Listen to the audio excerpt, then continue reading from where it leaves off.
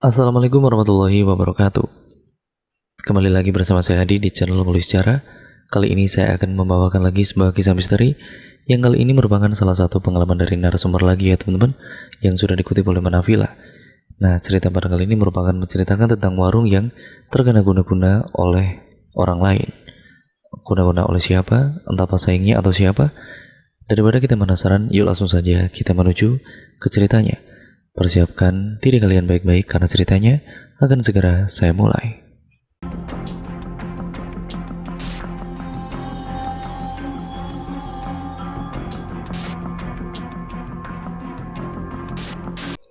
Ilmu penglaris ramah, makannya sangat sadis. Warga sekitar yang dijadikan tumbal. Jika ada kenduri atau selamatan, maka siapapun yang dapat potongan ayam ingkung pasti akan mati sebagai tumbal penglarisan. Sejak tahun 2010 sampai sekarang, Gandhi menyewa sebuah ruko di Jalan Timoho yang terletak pas di pusat kota Yogyakarta. Bersamaan dengan para penyewa lain, mereka saling berkolaborasi berdagang apa saja yang sekiranya bisa laris terjual. Sebelum menjadi ruko, lokasi yang mereka tempati adalah sebuah rumah tua dengan halaman yang sangat luas.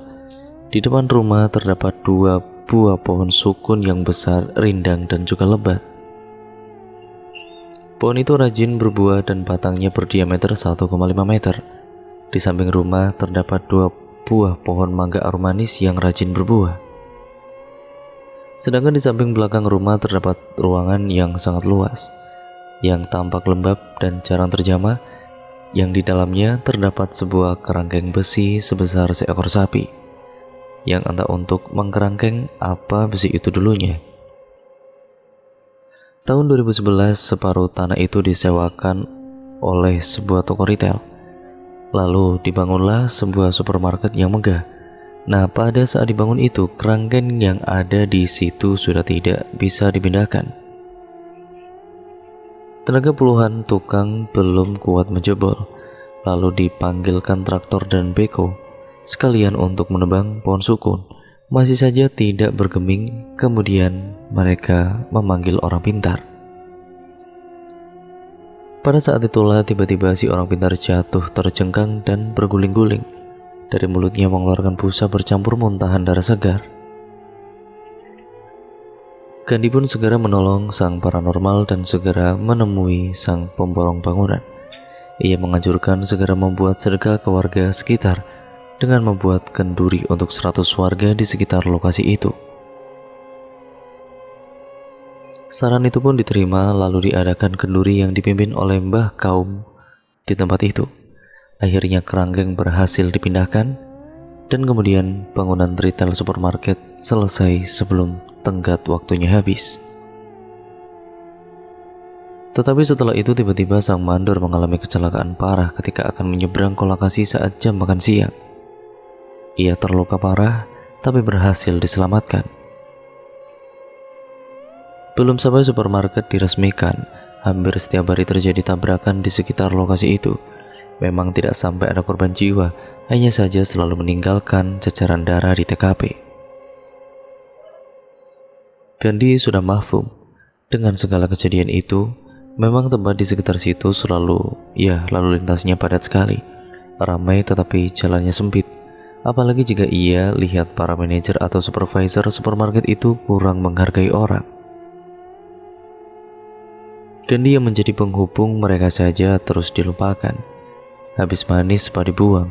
Padahal dulu sebelum deal, mereka membujuknya agar mau mempertemukan mereka dengan pemilik tanah.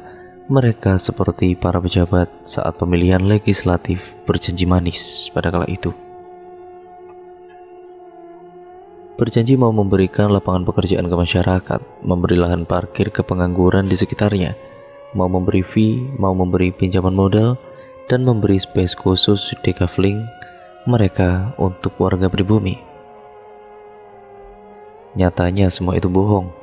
Padahal semua perjanjian dengan RT yang ditandatangani manajer supermarket itu pun ada semua. Tapi supermarket nasional itu tetap dobos alias ngibul. Akhirnya supermarket tersebut buka resmi sampai sekarang dengan omset yang sungguh lumayan besar dan mematikan peritel pribumi ataupun peritel pribumi maksudnya. Semuanya dijual, akibatnya tidak ada ruang kompetisi yang sehat di situ. Yang modal kuat menang, yang modal terbatas hancur dimakan persaingan. Tidak lama kemudian dengan kebijaksanaan dari pemilik tanah, mereka semua penyewa disuruh membangun ruang usaha mereka dengan uang masing-masing, yang nanti dikonversikan atau dihitung sebagai uang sewa. Teman-temannya Gandhi yang sesama penyewa yang punya modal langsung membangun dengan bagus. Gandhi sendiri hanya membangun apa adanya asal bisa digunakan untuk berjualan. Akhirnya semua bisa berjalan, tetapi beberapa tahun berikutnya otomatis biaya sewa jadi membengkak karena semua sudah menjadi ruang usaha yang permanen dan juga bagus. Supermarket langsung bisa membayar kenaikan harga sewa. Bang Jono yang jualan wedang bajigur dan gorengan berhenti menyewanya. Mas Junet rental komputer juga berhenti menyewa. Demikian pula dengan Budi Darmi yang jualan nasi rames berhenti menyewa juga. Gandhi gamang. Dengan nyali kuat, Gandhi temui pemilik rumah. Maafkan saya, Bu. Saya sudah tidak kuat membayar uang sewa seperti yang Ibu kehendaki.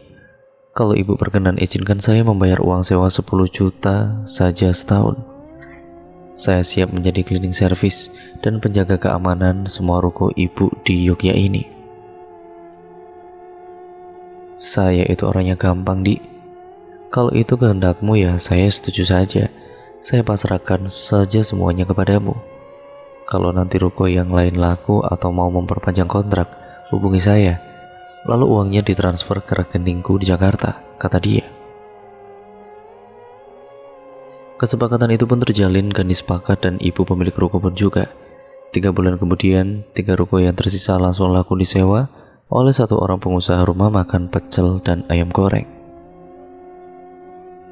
Sebut saja namanya Pak Prakoso. Semua ruko langsung ia sewa untuk produknya. Semua usaha Pak Prakoso berjalan sangat pesat dan laris manis luar biasa. Malam pun juga menjadi hidup karena Pak Prakoso. Bila malam tempat usahanya diubah seperti kafe dengan para pramusaji yang ganteng dan cantik. Semua itu berimbas pada warungnya Gandhi yang juga ikutan laris manis. Gandhi pun bersama warga setempat punya tambahan penghasilan, yaitu sebagai tukang parkir oleh Pak Prakoso.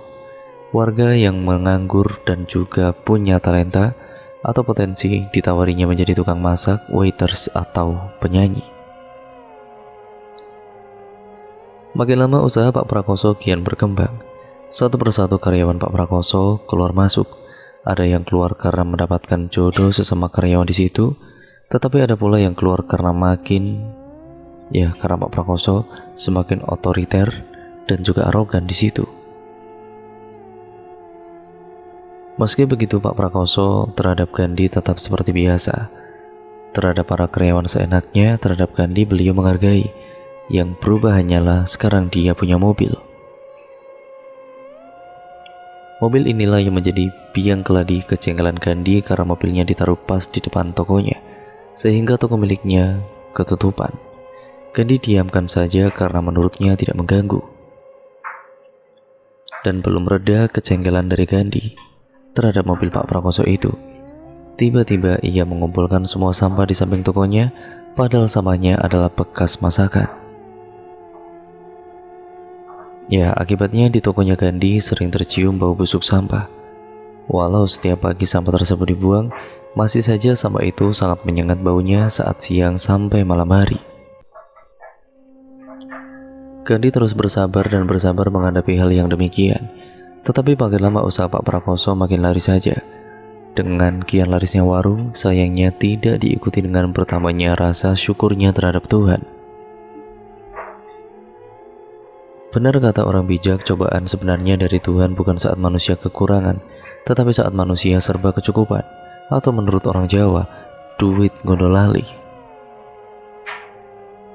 Kalau menurut hadis adalah, bukan kemiskinan yang kutakutkan dari umatku, tetapi aku takut umatku berhura-hura dengan hartanya, sehingga mereka lalai terhadap Tuhannya. Karena berkelimangan uang dan kenikmatan, semua kemauan Pak Prakoso pasti tercapai. Baru 4 tahun menyewa, ia sudah punya 3 mobil dan 5 sepeda motor keluaran terbaru. Lingkup pergaulannya pun juga jauh berbeda. Yang dulunya tidak pernah berjudi, kini jadi rajin berjudi bola. Padahal sepak bola saja dia itu tidak tahu. Ia asal menerima tantangan taruhan pemenang sepak bola dari Liga Italia, Liga Inggris, Liga Spanyol, dan Liga Champion. Sekali 2 kali ia menang, tapi pasti akan kalah yang lebih besar di hari kemudian. Tidak hanya judi bola, ia pun kena pergaulan yang salah. Ia juga terjebak dalam judi kartu dan judi dadu. Karena judi inilah ia jarang pulang ke ruko, semua dilegalisasikan oleh karyawannya atau karyawatinya yang paling cantik dan cantik-cantik juga tentunya. Maybella namanya. Akhirnya terjalinlah hubungan yang kian intim dan intens di antara mereka berdua. Hal inilah yang mulai menimbulkan benih-benih konflik antara Pak Prakoso dan istrinya. Puncaknya mereka bercerai karena ada 3 ruko akhirnya dibagilah menjadi 2. Pak Prakoso memegang rumah makan dan kedai ayam, sedangkan istrinya memegang warung pecel. Semua berjalan baik, akhirnya rumah makan dan kedai ayam Pak Prakoso diakuisisi oleh Maybella. Mereka lalu merantau ke Jakarta, sedangkan mantan istri Pak Prakoso istiqomah dengan usaha pecelnya. Setelah Pak Prakoso meninggalkan Yogyakarta dan pergi dari situ, tiba-tiba semua bisnis meredup, kian sepi dan akhirnya bangkrut. Proses sebelum bangkrut didahului oleh banyaknya konsumen Gandhi yang menanyakan mengapa warung koran dan pulsanya sering tutup atau tidak pernah buka. Padahal Gandhi selalu buka jam 8 pagi dan tutup jam 9 malam. Libur hanya saat lebaran dan Idul Kurban saja. Tetapi mengapa banyak pelanggannya yang bilang warungnya tutup? Saat habis masa kontrak, Maybella dan mantan istri Pak Prakoso memilih mengundurkan diri dengan alasan warung sudah sepi. Sementara supermarket justru dengan antusias memperpanjang kontrak lagi selama 5 tahun dikalikan 100 juta. Jadi total 500 juta langsung dibayarkan oleh supermarket tersebut via transfer ke ibu pemiliknya. Setelah itu tidak beberapa lama Gandhi didatangi seorang pengusaha kaya raya. Pengusaha nasional dari Semarang yang bisnisnya juga menggurita. Katakan ke yang punya rumah, aku sewa semuanya, termasuk toko kamu. Aku ganti semua asetmu, bagaimana? Untuk ketiga ruko silakan, tapi untuk toko saya jangan. Di sini saya juga sewa, jawab Gandhi agak keras. Tolong hubungkan aku dengan pemilik tanah ini. Nih, telepon pakai HP ku, perintah wanita pengusaha yang mulai tampak arogannya. Segera Gandhi hubungkan wanita itu dengan pemilik tanah. Singkatnya terjadilah kesepakatan harga di antara mereka. Untuk tokonya, ibu pemilik rumah tidak mengizinkan jika mau disewa. Karena oleh pemilik, ya Gandhi dijadikan kuasa untuk mengurus semua urusan. Jangan sekalipun ibu mengusir mas itu dari sana. Selain menjaga di sini, hak dia juga sama. Karena dengan saya, dia juga bayar sewa. Meski ibu punya modal unlimited tidak terbatas, semua jangan dikukup dan dimonopoli.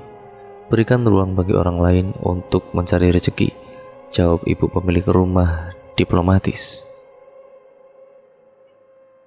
2 bulan kemudian 3 ruko direnovasi dan dibangunkan menjadi satu, ataupun digabungkan menjadi satu maksudnya. Awal-awal bulan langsung laris, tetapi setahun kemudian meredup dan juga sepi lagi.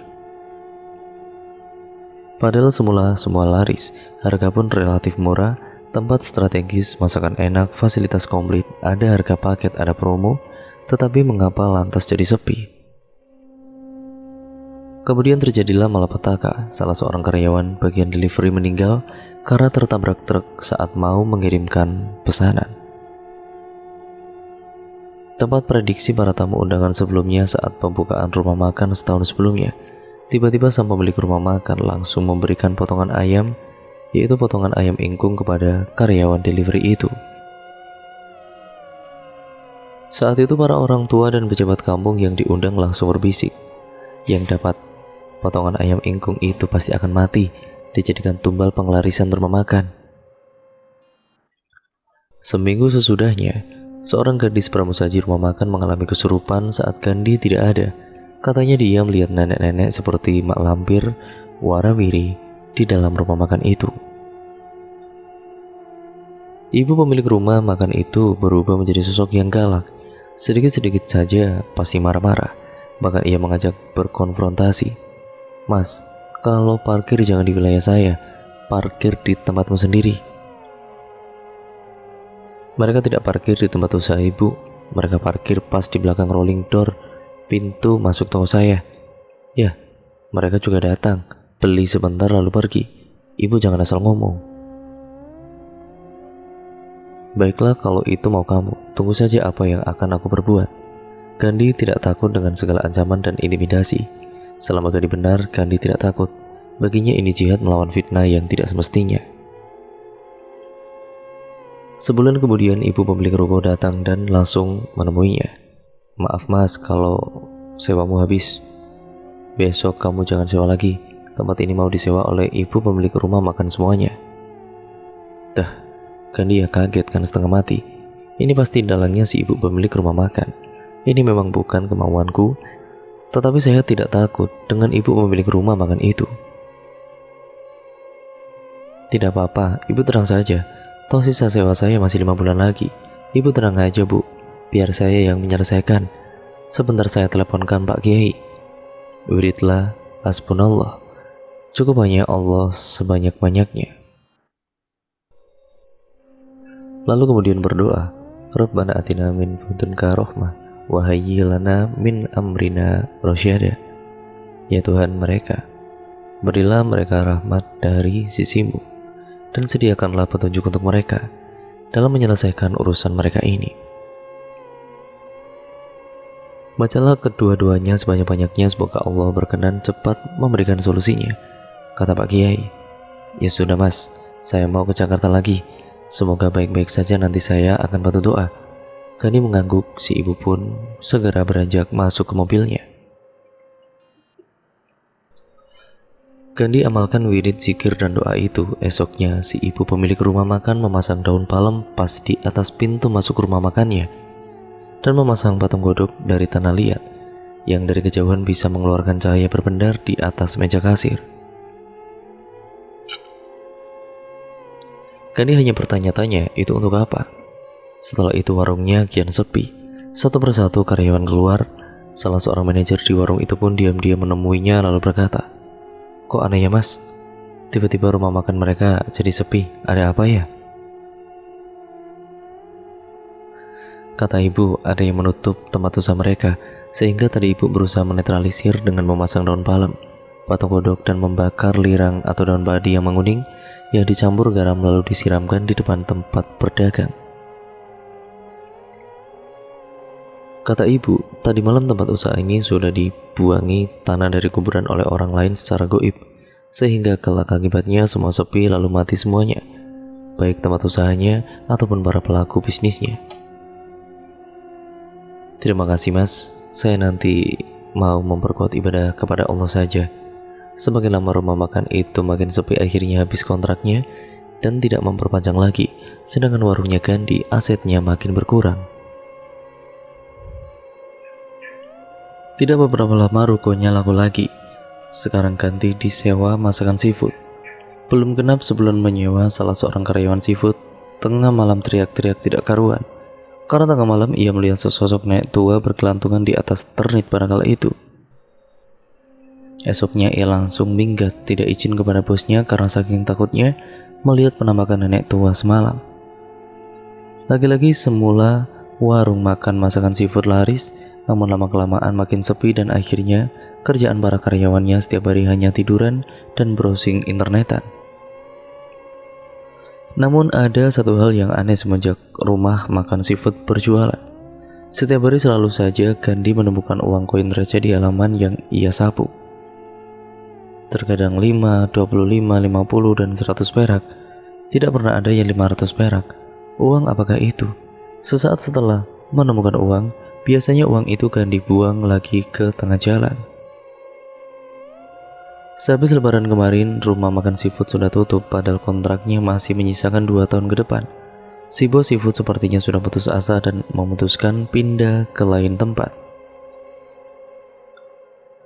Kadi masih merasa mengalami hal yang biasa, hanya aset kian menyusut, bahkan jika diaudit hasilnya pasti pailit. Lebih banyak utang daripada piutang di konsumennya. Kandi gamang dengan posisinya saat itu, maju terus tetap kena, mundur pun belum ada usaha yang lain. Padahal tahun depan ibu pemilik tanah sudah mengultimatumkan bahwa kontraknya menjadi 50 juta per tahun. Uang dari mana nominal sebesar itu? Setelah lebaran kemarin, teman-temannya Kandi yang dari berbagai kota protes kepadanya. Mereka bilang tidak tahu keberadaan Kandi di Jogja. Sebab menurut pandangan mereka, toko yang menjadi sumber pendapatannya itu sudah tidak ada lagi di Jalan Timoho. Kandi sendiri heran, tokonya masih berdiri tegak di Jalan Timoho itu. Akan tetapi mengapa teman-temannya mengatakannya tidak ada di situ? Saat Kandi mencari informasi tentang itu semua, Kandi dapat laporan dari pembeli bahwa dia berbulan-bulan tidak melihat adanya toko. Di Jalan Timoho itu hanya nampak toko dengan rolling door yang tertutup rapat, nampak berdebu dan kelihatan sarang laba-laba di mana-mana. Barusan juga lagi-lagi ada kecelakaan. Seorang gadis tertabrak motor, tidak mati hanya berdarah berjejaran. Ada orang yang beranggapan ada orang yang melakukan pesugihan dan mencari tumbal di tempat itu. Kisah pengusaha yang menumbalkan karyawannya atau warga sekitar memang bukan hal baru. Ya, hal semacam ini sudah mereka temukan di berbagai tempat dengan berbagai modus. Tapi rata-rata tujuannya adalah sama, yaitu untuk penglaris atau lebih tepatnya adalah pesugihan si pengusaha itu. Sebab dengan cara menumbalkan karyawannya, maka harta kekayaan si pengusaha itu akan datang semakin melimpah. Tapi dalam ini Kandi melihat ada hal yang aneh di rumah lama sebelum dikontrak oleh pengusaha retail dan rumah makan itu. Sebelum rumah itu direnovasi oleh para pengontrak, rumah itu jelas-jelas ada penghuni gaibnya yang bersarang di sana. Salah satunya adalah di kerangkeng yang tidak mempan oleh beko itu. Dari penglihatan goib, kerangkeng itu dulunya adalah tempat mengkerangkeng seekor hewan buas yang merupakan penjelmaan dari makhluk halus. Mereka melihat hewan itu antara anjing dan babi. Sangat mungkin hewan itu adalah jelmaan pesugihan seseorang. Seiring waktu, hewan itu pun akhirnya kemudian mati. Tapi makhluk gaib yang merasuki hewan itu tentu saja tidak mati. Ia tetap berada di sana dan meminta tumbal meski tidak mengambil nyawa. Salah satunya dengan cara membuat kecelakaan pada orang-orang yang melintas di jalanan tepat di depan rumah itu. Darah korban yang berceceran itulah yang kemudian dihisap oleh makhluk gaib penghuni kerangkeng tersebut. Maka ya jelas tidak heran jika kekayaan si ibu pemilik rumah kontrakan itu pun akan terus bertambah meski ia tidak menjalankan usaha apapun. Ia praktis hanya memiliki usaha kontrakan yang tiap tahun harganya akan selalu naik. Kemudian pelaku pesugihan lain adalah pemilik rumah makan. Seperti yang dijelaskan pada cerita di atas, saat kenduri ia pasti akan meminta tumbal. Begitulah memang salah satu cara mereka meminta korbannya. Korban sebetulnya yang akan dipilih secara acak.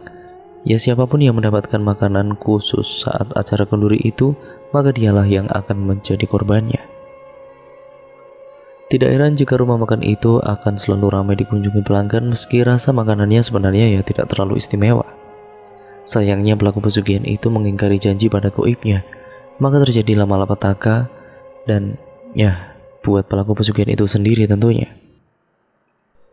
Maka sebaiknya bagi siapapun yang bekerja pada seseorang yang nampak kaya raya dan maju dalam waktu pesat, sebaiknya lebih berhati-hati lagi. Bukan harus berburuk sangka, tapi waspada adalah sebuah keharusan. Akan lebih baik lagi jika kalian memiliki pagar goib atau penanggal bala, sebab orang jahil bisa saja berbuat apapun meski kita sudah berbuat baik sekalipun kepadanya. Dan cerita pun akhirnya selesai sampai di sini ya teman-teman. Terima kasih untuk kalian semua yang sudah menyimak video kali ini. Dan untuk kalian yang memiliki pengalaman horor, kisah mistis, atau pengalaman cerita kisah-kisah yang menyeramkan lainnya, kalian bisa mengirimkan ke email kami ya teman-teman, yang ada di deskripsi video kali ini. Dan nantinya akan ditulis oleh Mbak Nafila, dan nantinya juga akan saya bacakan di channel ini. Sekian dan terima kasih, sampai berjumpa di video yang terbaru selanjutnya ya teman-teman. Jangan lupa tentunya subscribe dan nyalakan tombol lonceng notifikasinya, agar kalian tidak ketinggalan video terbaru selanjutnya dari channel ini. Kurang lebihnya mohon maaf, ambil yang baik dan buang yang buruk seperti biasa. Dan tetap stay tune terus di channel Ngulis Sejarah. Terima kasih atas dukungan kalian selama ini. Wassalamualaikum warahmatullahi wabarakatuh.